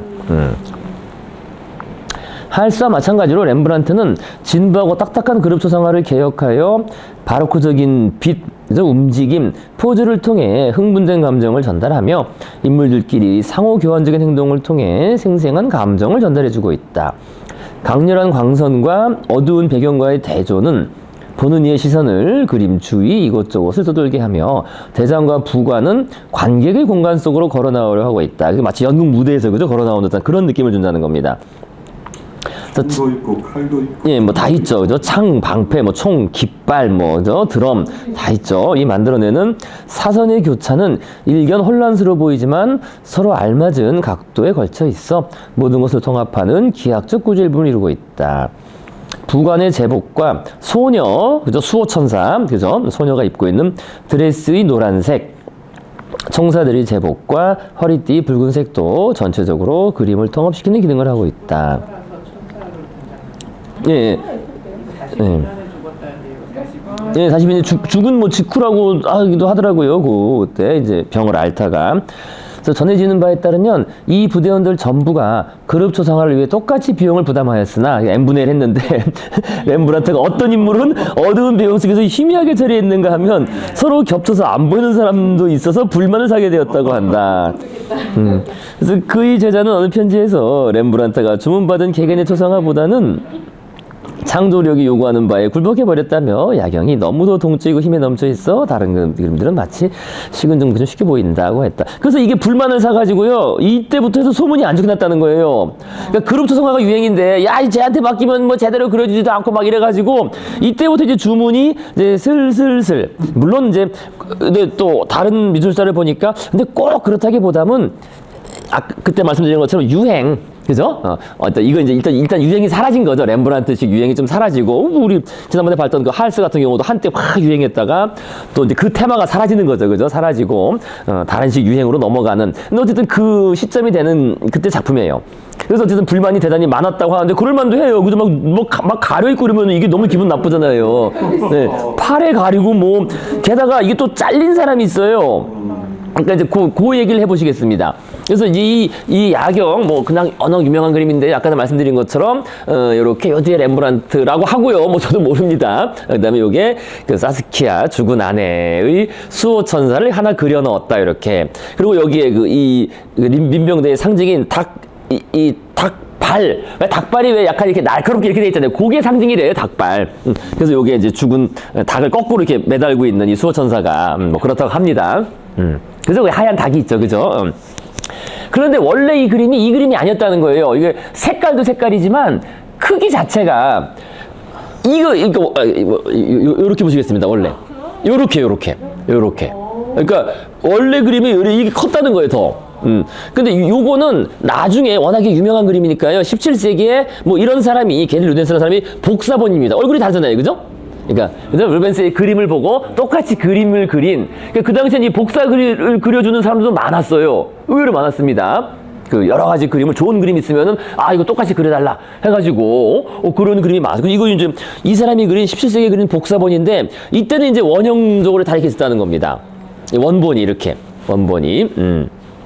그죠? 그래서 이 그림을 참조해서 이제 AI를 적용해서 이제 최근에 새로 복원했습니다. 그래서 이게 이제 왜 잘려나갔느냐? 잘린 것은 뭐 지금 버려져서 없고요. 이게 옮기면서 사이즈가 안 맞으니까 걸어 놓을 때. 사이즈가 안 맞으니까 이거를 이렇게 자른 건데 이제 자르면서 이제 가장 그 구도상으로 문제가 생긴 게 이게 원래 약간 치우쳐서 이 사람들 이쪽으로 걸어 나오는 방향이었는데 지금 잘린 그림은 그냥 한가운데로 돼 있죠. 한가운데로. 그죠? 이쪽을 좀 많이 잘라버렸죠. 그죠? 이쪽을 많이 잘라버렸고. 그래서 이렇게 보시겠습니다. 그 바뀐 부분을 보는 건데 어쨌든 뭐 저 위쪽도 잘려나갔지만은요. 옆부분에 여기 이제 인물이 일단 잘려나가. 인물이 여기 있는데. 그죠? 한 3명 더 있어요. 여기 한 3명 정도 있습니다. 이게 흐려서 안 보이는데 한 3명 정도 더 있고 그다음에 요 끝에도 그죠? 요만큼 잘려나간 게 그죠? 요 북치는 사람도 이렇게 있잖아요. 그죠? 그래서 저렇게 양쪽 잘려나간 거를 AI의 도움을 받아서 이제 복원을 한 겁니다. 최근에 2021년에 복원했다고 합니다. 그 다음에 여기 이렇게 소년, 그죠? 얘는 소년이죠. 소년은 화약을 이렇게 화약띠를 메고 이렇게 그 심부름꾼 역할을 하는 그런 소년. 그러니까 야 화약 줘 이러면 이제 화약을 막 주고 하는 그런 소년이 요 난간을 잡고 있는 것도 잘려나갔어요. 난간. 여기 지금 다리를 이렇게 뭐 나오는 것 같은데요. 그러니까 요 다리를 향해서 진군에서 나오는 것 같은데. 그죠? 저 뒤에 벽이 있고 이렇게 사람들이 나오는 것 같은데 어쨌든 예, 요 소년 작은 소년도 잘 안 보이죠. 이거 여기서는 그죠? 그죠? 근데 요거라든지 요거, 그다음에 요곳의 위치가 이제 중앙이 아니라 좀 이쪽으로 갔다 오른쪽으로 좀 가는 거다. 근데 그렇게 해야 좀 더 동쪽으로 보인다는 거예요. 좀 더 연극 무대처럼 그죠? 진짜 연극 무대처럼 되는 거죠, 그죠? 자, 연극 무대적인 구성으로 이렇게 원본이 이렇다. 근데 이것이 이렇게 이전을 하면서 저 위에 이렇게 잘라가지고 새로 붙이면서 안 맞는 부분은 잘라서 버렸다라는 이제 그래서 이게 지금 남아있는 그런 작품이라는 겁니다. 일부러 이건 복사본이고요. 자, 그래서 야경. 그리고 그 제일 유명한 작품입니다. 자, 그 다음에요. 이제 이렇게. 그래서 아까 말씀드린 것처럼 렘브란트는 어느 미술사 책을 보니까 총 2,000여 점의 작품을 남겼다고 하지만 정확하게는 모릅니다. 그래서 지금도 계속, 그죠? 몇 년마다 그 위원회가 열려서 렘브란트 작품이라고 하는 것들을, 그죠? 그때, 그죠? 보고되는 것들을 심사하면서, 진짜다, 아니다. 그렇게 이제 계속 평가를 하는 게 계속 진행 중입니다. 이제 네덜란드 국가적 차원에서요. 그런데, 그러니까 20세기 초 지나면서 계속 이때 제일 많이 증가했어요. 왜냐면 20세기 초가 그거 아니에요? 1차 세계대전 전까지 미국이건 뭐건 이 엄청난 활황, 그죠? 이 버블, 그죠? 투기가 그 위대한 개츠비 나오던 그런 시대 아니에요. 그래서 엄청난 이 미술 투자 붐도 일어나가지고 계속 그 사람들이 그린 거지 그때서. 그래가지고 렘브란트로 팔아넘기고. 그래서 어쨌든 렘브란트는 위작이나 모작이 가장 많은 작가이기도 합니다. 특히 이제 19세기에 아주 아까도 말씀드린 것처럼 크게 높게 평가를 받았기 때문에 특히 그래서 이 작품 같은 경우도 황금투구를 쓴 사람 아주 유명한 렘브란트 작품을 알려졌는데 결국 직접 그린 게 아닌 걸로 오늘날 그렇게 위원회에서 결론이 났다고 합니다. 이거는 렘브란트가 직접 그린 게 아니라 하지만 어쨌든 그림은 오래된 그림이고 그러니까 렘브란트와 도와서 같이 일했던 사람이 남긴 그림으로 누나 추정되고 있습니다. 이런 그림도요. 네. 나버리면 가격이 곤두박질을 치겠죠. 가격이. 이건 자기들이 판단하는 게 있겠죠. 여러 가지로. 산 사람은 얼마나 억울한지. 자, 그래서 이제 이것이 렘브란트의 후기 기법을 아까 봤던 것처럼 그죠? 정적이고 사색적이고 한 가지 주제로 단순한 그죠? 심미적인 반응, 조용하고 엄숙한 분위기를 잘 보여주는 이제 그런 그림입니다. 누군지 모르는 어쨌든 그냥 제목이 붉은 옷을 입은 노인을 그린 건데요. 노인이 단순히 그냥 단순한 초상화가 아니라 그죠? 이런 손 같은 것도 봐도 그렇고요, 그죠? 이제 슬슬 그러한 모습들이 나옵니다. 그래서 아주 내면에 그죠? 여기 이와 같이 인물의 심리를 깊이 파고드는 렘브란트의 초상화는 당시 네덜란드 미술정에서는 별로 관심 받지 못하지. 이제 이 초상화 그리는데 이렇게 그려달라 그러면은 이렇게 그려주면은 그죠? 사람들이 싫어할 거 아니겠습니까? 그래서 네덜란드 시장에서 별로 관심 받지 못했고 게다가 네덜란드는 상대적으로 다른 나라에 비해서 상대적으로 네덜란드의 정서나 태도나 분위기는 상대적으로 현실적이고 외향적이죠. 개방적이죠. 이게 한국 국가이기 때문에요. 네덜란드는 기본적으로 상당히 오늘날도 그렇지만요. 상당히 개방적이고 그죠. 네덜란드는 좀 밝고 다른 나라에 비해서 그런데 이렇게 좀 사색적인 이런 것은 인기가 없었다는 겁니다. 그래서 오히려 아까 봤던 것처럼 그죠 좀 밝고 그죠 이렇게 그룹 역동적이고 그런 거를 좋아했는데요 사람들은 그래서 이런 사색적인 초상화는 인기를 끌지 못했다. 하지만 이후에 그죠 아까 말씀드린 것처럼 렘브란트에 대한 미술사적 평가가 높은 이유 한 두 가지인데요 그죠 첫 번째 사실 요게 있어요. 요거 그러니까 서구의 철학적 사상적 전통은 개인의 내면에 대한 성찰적 사유를 높게 평가하는 경향이 강하다는 거예요. 그러니까 어떤 사회 사상이나 당장 동양 같은 경우에는 공조나 명조 이런 거 내면 성찰 없잖아요. 그죠? 사회 사상인 거죠. 그죠? 우리가 어떻게 하면 잘 살 것이냐, 어떻게 하면 좋은 거 그런 그런 생각들을 했는데 그런 철학보다는 이 서양에서는 그죠? 실존 철학이니 또는 어떤 그죠? 의식 철학이니 하면서 개인의 내면에 대한 그런 성찰을 이제 높게 평가하는 소크라테스가 한때부터겠는데요. 그죠? 네 자신을 알라라고 하면서부터, 그죠? 자신을 성찰하는. 그래서 그런 사상적인 전통이 있기 때문에, 이런 철학적인 전통에서, 렘브란트가 성찰적이니까요. 다 이후 그림들이. 그래서 높게 평가하는 경향이 강하고, 그 다음에 아까 말씀드린 것처럼, 렘브란트가 이제 지금은 저희가 그게 다 알려져가지고 인생이 완전히 막장 드라마였다는 걸 하지만은 그 당시에 잘 모를 때 19세기 잘 모를 때는 그건 알려진 거야. 렘브란트가 처음에는 엄청 성공했다가 나중에는 자신의 이런 식의 그죠? 성찰적인 그림만 계속 그리다가 대중들로부터 외면받은 그죠? 대중들로부터 외면받은 고독한 천재적 예술가의 전형이다. 이게 원래 낭만주의의 전형적인 예술가예요. 쉽게 말해서 대중들한테는 무시당한 춥고 외로운 그죠? 춥고 배고프고 외로운 예술가라는 이제 그 이미지가 만들어지거든요. 19세기에 낭만주의 시대를 거치면서 우리가 나중에 얘기 나오겠지만은요. 근데 이제 그것의 전형이라는 거예요. 그것의 정말 선배격에 그러니까 처음에는 성공했지만 나중에는 죽어서 그냥 자신의 내면만 열심히 그리다가 쓸쓸히 죽은 그런 천재적인 작가다라는 식으로 그 이미지가 만들어지는 바람에 19세기 이후에 낭만주의 시대 이후에 이 평가가 아주 높았다는 겁니다. 그래서 아까 말씀드린 것처럼 그림도 많이 팔렸고요. 자, 그래서 이거 보시면 상당히 성찰적이죠. 노인이.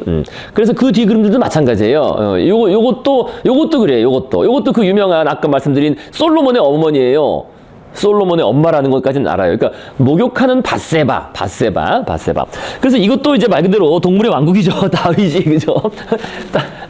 동물의 왕국이에요. 이거 완전히 다윗은 이거 이제 지옥 갔겠죠. 이 정도면은 그죠? 다윗의 편지를 바꿔서 고민하고 있는 거예요. 그러니까 이 다윗이 이게 밧세바가 여기 있는 것처럼 다윗의 부인이자 솔로몬의 어머니인데 원래 다윗의 자기 부하 장수의 아내였다는 거예요. 우리아라는 사람의 아내였는데 다윗이 이제 편지를 보내가지고 이 목욕하는 걸 보고 다윗이 혹해가지고 이 편지를 보낸 거예요. 만나서 어쩌고 하자. 그래서 지금 이 편지를 받고서 그죠? 이제 하녀가 발을 씻겨주고 있고 고민하는 겁니다. 지금 그래서 사색적이라는 거예요. 그래서 이게 이 편지를 받고 이걸 지금 다윗 왕의 이 요청을 들어줄 거냐 말 거냐. 그래서 고민하는 그런 모습입니다. 이제 단순 누드가 아니라 고민하는 모습이에요. 원래 꼬셨다는 얘기도 또 있어요. 아, 그죠? 근데 거기 보이는데 보이는 데서 가가지고 목욕을 하니까 꼬셨다는 거예요. 그리고 사실 편지 받고 응한 거니까 어떻게 보면 그럴 수 있죠.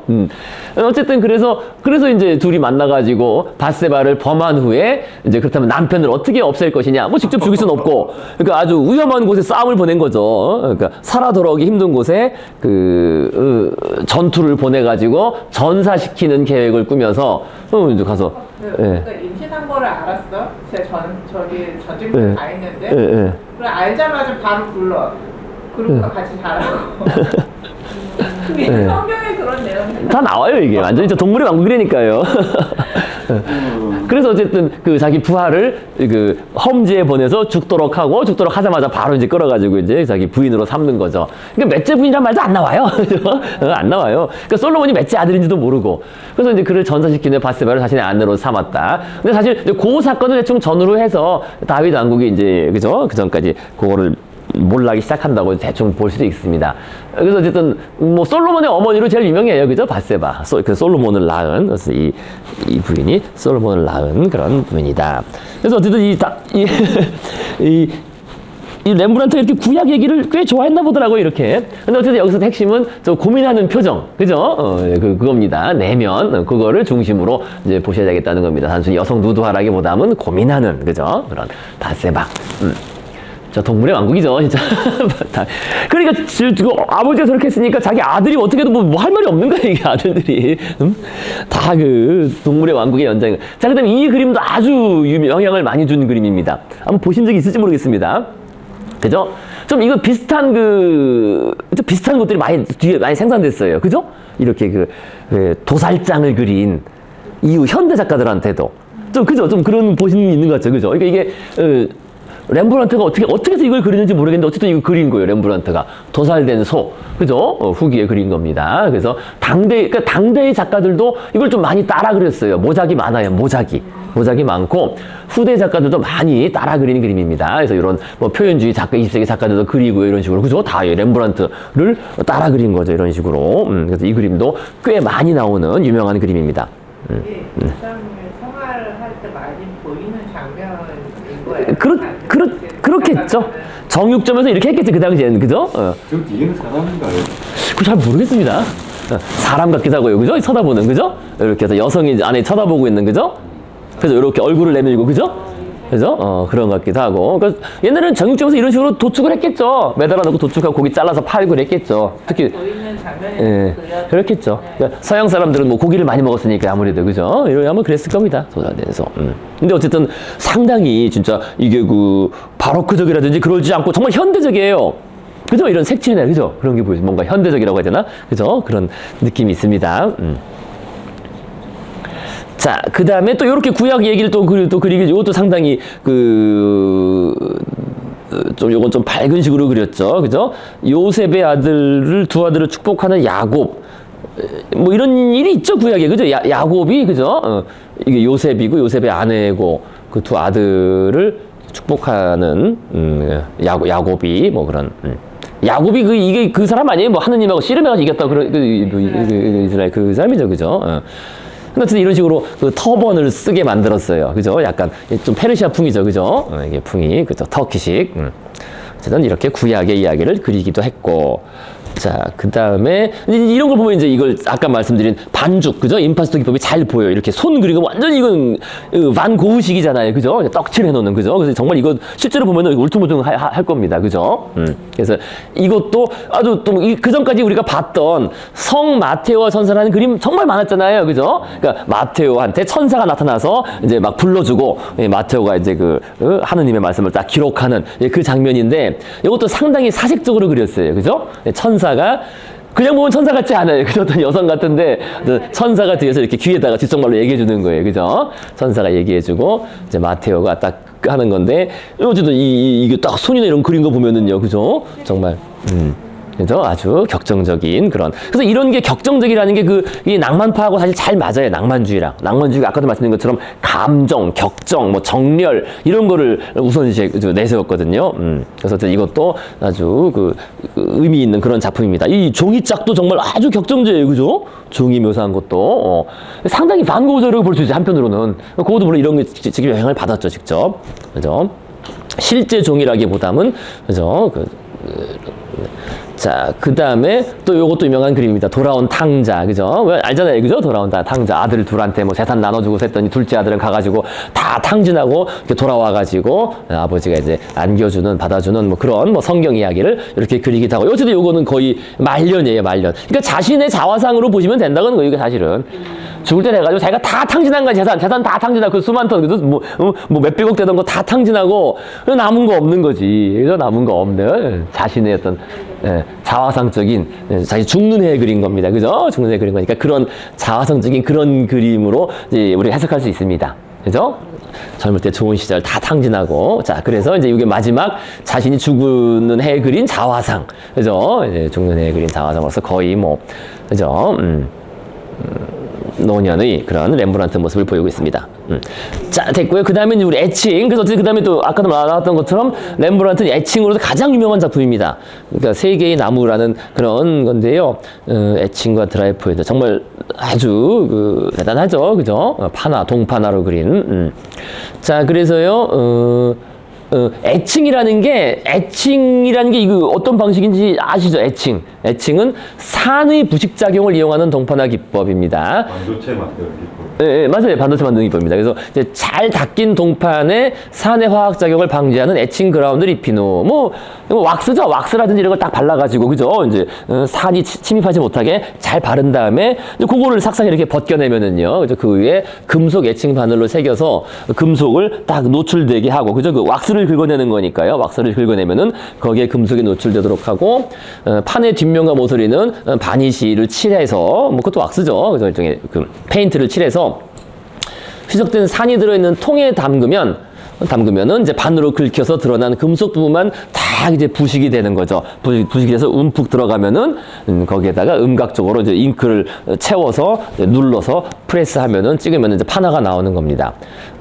그래서요 이제 펜이나 연필로 종이 위에 그리는 것과 같이 자연스러운 선 효과를 낼 수 있다는 것이 애칭의 특징이다. 애칭은 이제 산의 부식작용을 이용하는 것이라는 겁니다. 그래서 이것은요 원래 애칭은 갑옷이나 투구를 장식하는 기법으로 사용됐겠죠. 그죠? 갑옷이나 투구를 이렇게 파가지고 그걸 산을 담그면은 이제 장식 무늬가 나올 테니까요. 근데 우리가 그때 봤던 알프레드 뒤로 그 독일 그죠 르네상스 작가 그가 아주 애용을 한. 근데 이거는 철판에 그린 거예요. 동판이 아니라 철판. 그러니까 철판을 부식시킨 거죠. 철판을. 그러니까 좀 더 거칠어요. 좀 더 거친 효과라고 합니다. 동판은 좀 더 부드럽고요. 이렇게 부드럽고 좀 더 세밀하고. 자, 그런데 드라이 포인트는 뭐냐면요. 드라이 포인트는 그러니까 직접 그냥 판 거예요. 드라이, 그러니까 말랐다는 의미죠, 그죠? 마른 상태에서 그냥 이 홈을 낸 거지. 근데 이제 이게 단점이 있죠. 그냥 파면 옆에 이렇게 좀 뭐라 그러나, 이 볼펜 똥처럼 이렇게 붙을 거 아니에요, 그죠? 딱딱 떨어져 나가지가 않죠. 그래서 그런 단점이 있어요, 드라이 포인트는. 그러니까 이거는 애칭과 드라이 포인트가 애칭도 한번 하고, 그 다음에 좀 미진한 부분을 이제 좀 긁어낸 거죠, 이렇게. 그죠? 드라이 포인트 한 거죠. 근데 애칭은 이제 녹이는 방식이니까, 그죠? 녹이는 거니까, 그런 게 있을 리가 없죠. 그죠? 쫙 팠을 때 옆에 이렇게 남는, 이렇게 쭉 벌어서 남는 게 나올 리가 없죠. 그죠? 그러니까 더 깔끔한 그림이 나온다는 거예요. 깔끔하고 세밀한 그림이 나온다는 거죠. 근데 애칭도 그렇게 다른 예. 화면처럼 이렇게 여러 개가 있어요. 작품에 여러 번 찍어낼 한 번밖에 못 찍어요. 아니죠. 여러 번 찍어내는 거죠. 여러 번 찍어내는 거죠. 여러 번 찍어내는 거죠. 여러 번. 그럼 남아있는 게 원판입니까? 아니면 찍어낸 거예요? 그건 모르겠습니다. 뭐 작품마다 다르겠죠. 원판이 남아있는 경우도 있겠고, 물론 찍어내는 것도 많이 남아있겠죠. 찍어내는 것도. 판 자체도 많이 남아있어요. 그러니까 원판이 남아있는 것도 있겠죠. 뭐 저도 그것까지 모르겠습니다. 물론 있겠죠. 버리지 않았으면은요. 그죠? 남아있으면 찍어내죠. 그렇기도 하죠. 예. 허락을 허락하지 않으면 안 되는 거잖아요. 예. 원래는 번호를 무조건 예. 매기게 돼 있어요. 그러니까 맞아요. 그거 맞습니다. 그거 한정 제작해서 딱 몇 개까지만, 몇 개까지만. 그리고 이제 이게 또 자꾸 누르다 보면은 이게 그게 안 되잖아요. 번지고 하니까요. 그죠? 마모가 되니까. 예. 자. 그래서 이제 아까 나왔던 게 하인이 뭐 구하러 심부름 갔을 때 잠깐 그랬다는 게 이게 식스의 다리라는 겁니다. 다리가 이렇게 다리가 있고, 그죠? 다리에 사람이 있고, 요거를 동판의 애칭, 그죠? 순식간에 쫙. 그죠? 그려냈다는 겁니다. 아까 나왔죠. 그죠? 하는 잠깐 사이에 그죠? 저녁 식사 도중 하인이 이웃에 왜 겨자를 빌리러 가? 겨자를 빌리는 건가? 그냥 가져다 달라고 한 거. 겨자를 빌리러 간 사이에 짝짝짝 그린 그런 그림이다. 자, 그 다음에 또 애칭으로 유명한 건 요 작품입니다. 애칭으로 세 개의 십자가. 그죠? 그죠? 애칭은 처음 알았어요. 하나는 처음 알았어요. 렘브란트. 이중섭인가 뭐 이런 사람들 보니까 담배 거기다가 음박지에다가 그런 것도 있죠. 아니 그건 다른 거. 뭐 그건 다르긴 하죠. 그냥 실제로 그린 거. 요건 이제 동판에다가 그죠? 왁스 바른 다음에 이렇게 해가지고 긁어내다 부식신 거니까. 예. 완성된 작품이 맞아요? 그게요? 뭐 그런 완성돼서 나오니까요. 뭐 저는 모르겠습니다. 근데 약간 좀 이런 게 그죠? 표현이 좀 그렇긴 하죠. 근데 뭐 이거는 뭐 후기 작품인가요? 하나 위에는 예. 약간 좀 더 하실 수는 있을 것 같아요. 100% 애칭일까 싶기도 하고. 뭐 이 작품 자체에 대해서는 잘 모르겠습니다. 그건 모르겠어요. 어쨌든 유명한 많이 나오는 세 개의 십자가 이렇게 그죠? 입에 십자 매달고. 근데 이런 거 보면 아주 참 극적이긴 해요. 그죠? 드라마틱하게 묘사한 건 나옵니다. 자, 그래서 이제 렘브란트 이제 그렇게 해서 렘브란트 얘기를 다 이제 일단 했습니다. 그래서 한때 엄청 성공적이었으나 말년은 아주 쓸쓸하게 사라진 그런 작가가 되겠습니다. 그 많던 돈 다 날리고 정신 못 차리고. 자, 그다음 이제 130페이지 이제 베르메르 유명한 그죠? 베르메르. 우리 이제 베르메르 많이 그죠? 하는데요. 원래 발음은 그죠? 페르메이르라고 합니다. 네덜란드식 발음으로는요. 요하네스 페르메이르. 우리는 이제 베르메르 하는데요. 그죠?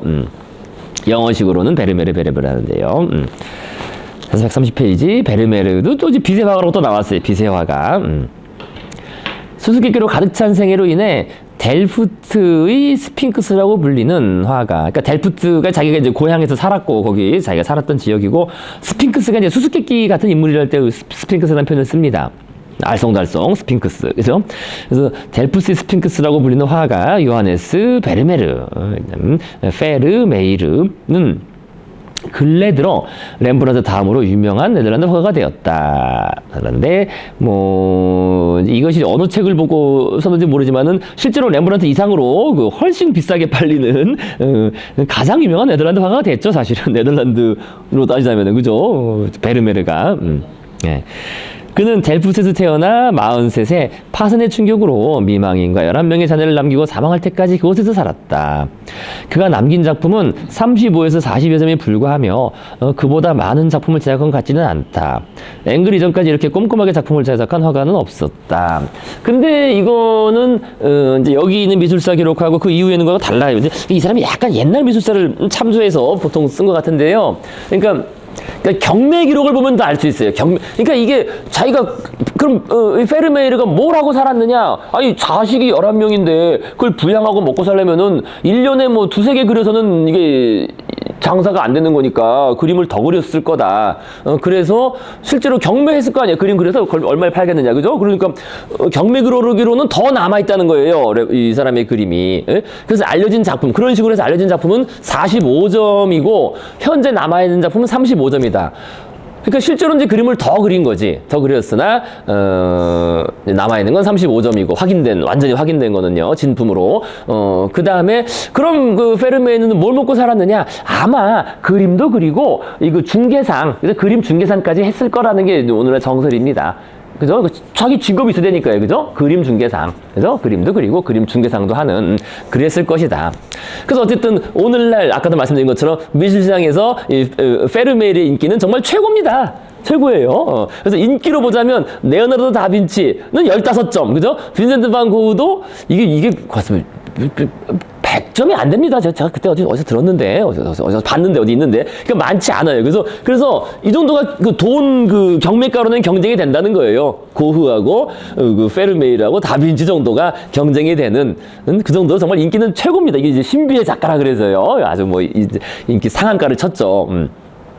하지만 이러한 인기는 비교적 최근에 생긴 것이다. 그죠? 20세기 중반을 거치면서 중후반. 그래서 19세기 중반까지 미술사가들은 그를 잊고 있었다가 1866년 프랑스 평론가, 그죠? 테오필르 또레, 뷰르거, 그죠? 뷰르거가 페르메를 재발견했다. 하지만 수집가들은 이미 알고 있었다. 그러니까 그의 작품 항상 수요. 그러니까 야, 그거 나오면 나한테 연락해. 근데 나 안 나오는 거야. 경매가 안 나오는 거지. 그래서 그런 식으로 수요가 있었고 한 번 나오면 아주 비싼 가격에 거래는 되고 있었다는 거예요. 근데 이제 미술사적으로는 잘 안 알려졌지만은 그 거래 시장에서는 비싸게 거래돼. 근데 물론 비쌀 수밖에 없는 게 이게 그 작품 몇 점 없으니까요. 그죠? 몇 점 없기 때문에. 그런데 이제 특히 이제 유명해진 건 이것 때문이지. 다들 아시다시피, 그죠? 미술사에서 가장 충격적이고 유명한 위작 사건, 그죠? 판 메이에른의 위작 사건으로 인해 대중적으로 더욱 유명해졌습니다. 이 위작 때문에요. 그래서 너무 이것 때문에 유명해지고 가치는 더 안 되고 상한가를 쳤죠. 이것 때문에. 그래서 가장 비싸게 팔리는 뭐 다빈치나, 그러니까 이게 페르메의 작품은 나오질 않아요. 경매시장에. 그냥 가지고 있으면 계속 가치가 올라가니까요. 그죠? 그래서 이것도 빈살만이 또 몇 개 가지고 있어요. 하나가 2개 가지고 있습니다. 빈살만이 또. 다빈치 가지고 있고. 그래서 그런 식으로 나오진 않는 거죠. 그렇게 들어가면 안 나오는 거지 뭐. 거기 빈살만에 가서 샀는데 그거 나오겠으니까. 그죠? 자, 그래서요, 이제, 신비한 작가, 페르메이르. 그래서, 그 사람이 살던 자신의 지역, 그죠? 델프트를 그린 그런 풍경이라고 합니다. 그래서, 프루스트 아시잖아요? 프루스트, 마르셀 프루스트, 그죠? 뭡니까? 잃어버린 시간을 찾아서, 그죠? 그러니까 세상에서 가장 아름다운 그림을 평가할 정도로 아주 근데 이 그림도 우리가 지난번에 봤던 것처럼 이 구름 같은 게 훨씬 많잖아요. 이게 네덜란드 풍경화가, 그런 구름입니다. 그죠? 우리가 그때 여기 나왔는데 봤었잖아요. 그죠? 그런 초기 작품으로서 저는 델프트의 풍경. 그래서 요게 지금 시각이 7시 10분이랬는데 저 시계를 보면 그렇게 됐나봐요. 저 벽시계. 잘 안 보이는데요. 자, 그래서요, 이제 좀 더 읽어보도록 하시겠습니다. 이제 130페이지 밑에서 둘째 줄. 그리고, 반 에이크를 제외하면, 베르메르처럼 빛의 사용법에 능란한 화가도 없었을 것이다.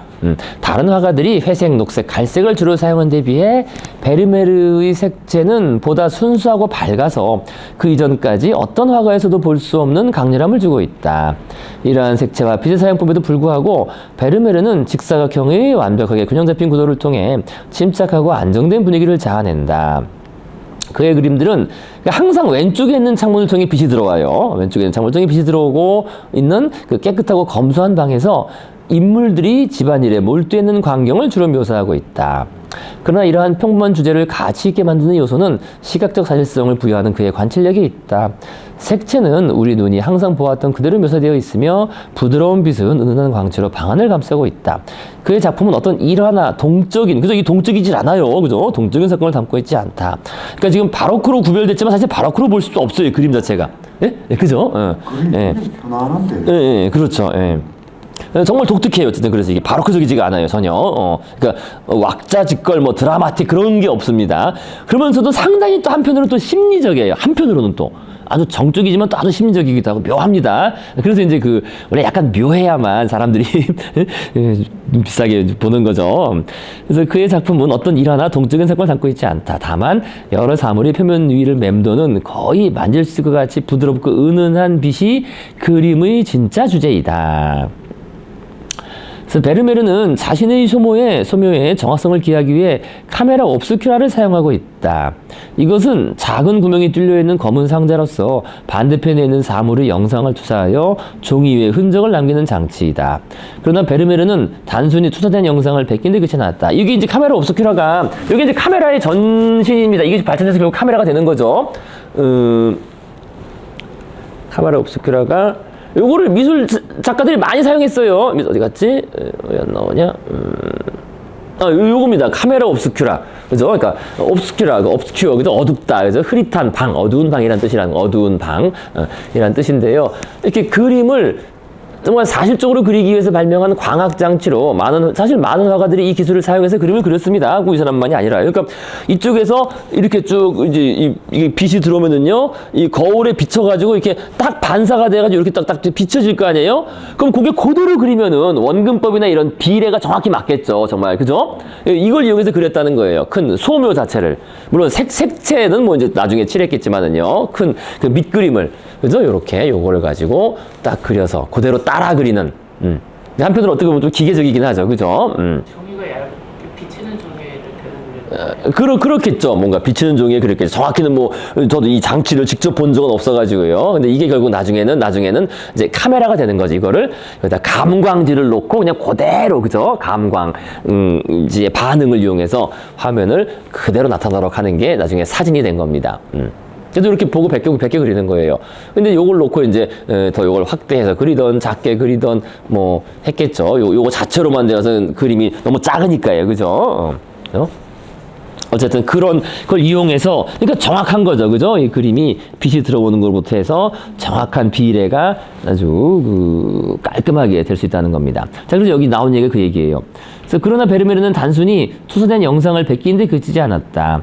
그의 물감 사용법도 또한 매우 혁신적인 것이어서 보통 세부 묘사에 집중한 부드러운 화필을 사용했지만 때때로 그림의 표면 위에 도드라지도록 점을 찍어 거칠고 진동하는 듯한 3차원적인 질감의 느낌과 함께 빛의 반사율을 돕도록 했다.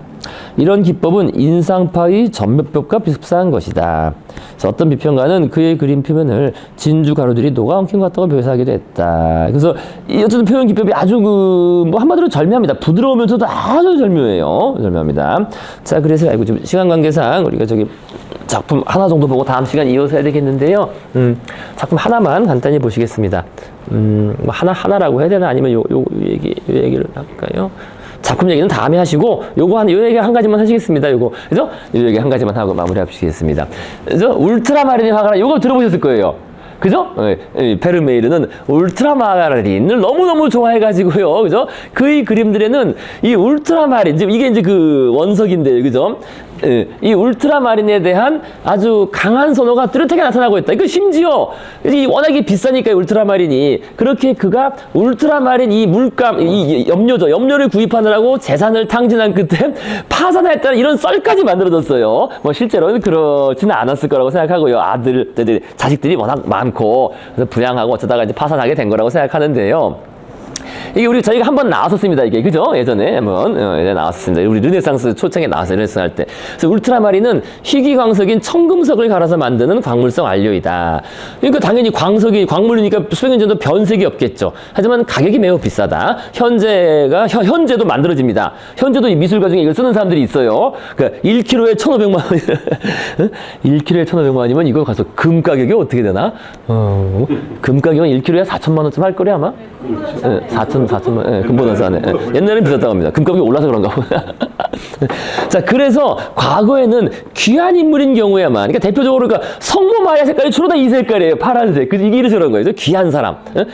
에만 썼다는 거죠. 비싼 거니까요. 에만 쓰였으며 그림에 대한 주문과 계약을 할 때 울트라마린의 사용과 관련하여 그 양과 가격을 별도로 따로 계약했다는 거예요. 얼마 사용할 테니까, 몇 그램 사용할 테니까 얼마를 돈을 주시오. 이런 식으로 계약을 했다는 겁니다. 자, 그래서요, 이 페르메르는 이렇게, 그죠? 그거를 구입하다가 파산했다는 썰이 설 정도로 이 울트라마린을 너무너무 좋아했어요. 그래서 그거만 다 확인하시고 오늘 마무리 하시겠습니다. 울트라마린. 여기도 이제 지붕이 울트라마린색이 있어요. 그죠? 파란색. 그죠? 울트라마린. 그죠? 자, 그 다음에 이제 이것도 다 여기 뭔가 울트라마린 게 있죠. 그죠? 그 다음에 이 사람이 뭔가, 이게 약간 이게, 그죠? 이 파란 옷을 입고 있는데, 성모를 대신 표현한 건가라는 이제 그런 우리가 이제 해석도 합니다. 임신한 배가 나왔잖아요. 그죠? 그다음에 뒤에 그림까지 해서 이거 다음 시간 얘기하도록 하시고요. 자, 그다음에 이러고 봐도 이게 울트라마린 거죠? 이게 아주 선명하죠. 그죠? 파란색을. 꼭 이게 포인트로 들어가 있어요. 그래서 이 페르메르 작품에는. 그죠? 자, 그다음에 여기도 이것도 유명한, 그죠? 유명한 그림이죠. 그죠? 이것도 울트라마린 이렇게, 그죠? 진주 귀걸이를 한 소녀. 그죠? 너무나 유명한 이 울트라마린이 들어가 있고요. 딱 중심에. 그죠? 그다음에 이제 또 보시면 이것도 이 여인도 뭔가 울트라마린 색의 옷을 입고 옷도 그리고 이것도 울트라마린이고 너무 좋아해. 너무 울트라마린을 좋아해. 그죠? 그다음에 여기서도 그죠? 근데 여기서도 보면은 여주인들은 다 노란색을 입고 있고 이 하녀들이 오히려 비싼 울트라마린을 걸치고 있어요.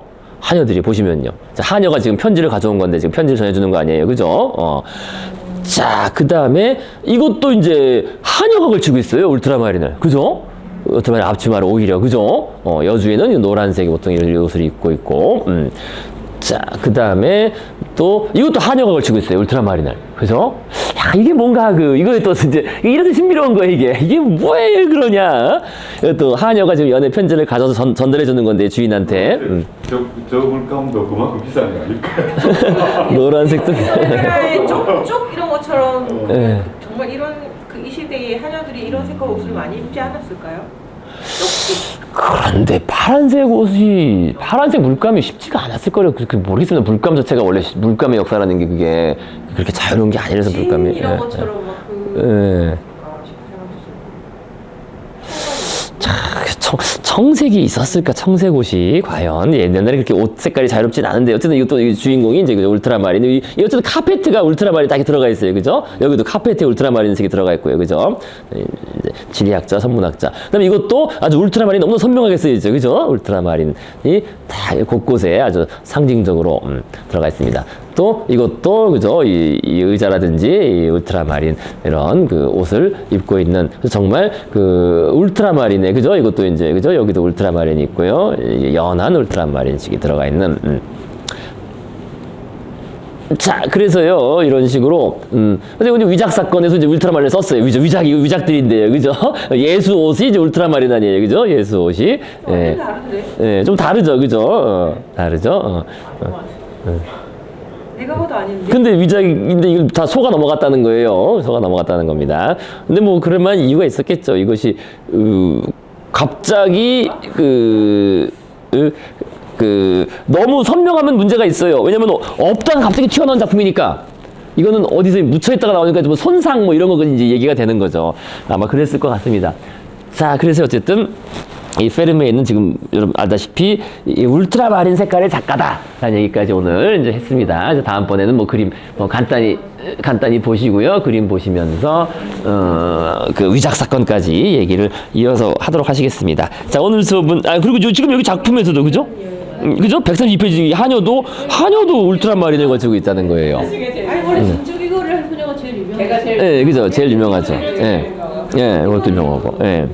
그다음에 부엌에서 일하는 하녀 이거 많이 보셨어요? 이거 내 이건데. 네. 이것도 유명한 그림이에요. 이것도 유명한 그림이고요. 영화, 소설.